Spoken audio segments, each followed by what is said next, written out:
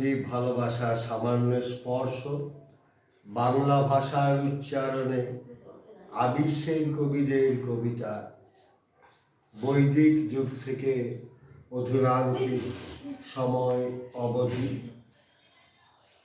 পড়ছি কঠোর উপনিষদ 95 সরলার্থ।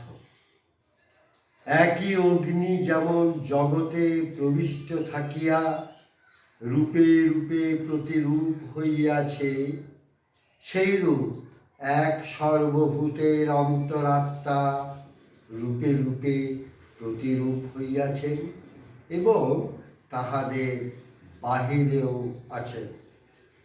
কঠোর উপনিষদ 96 সরলার্থ।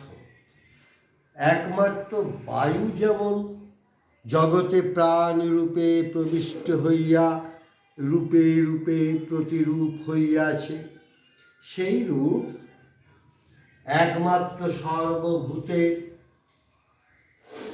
অন্তরস্থ আত্মা রূপে রূপে প্রতিরূপ হইয়াছে এবং উহাদের বাহিরেও আছে। 97 সরলার্থ।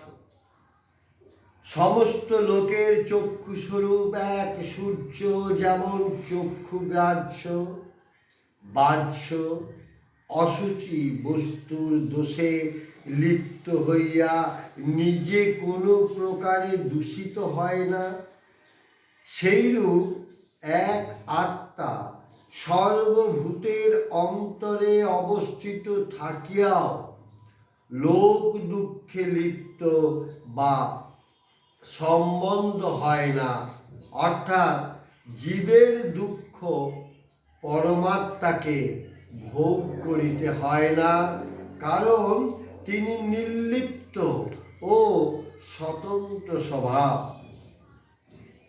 98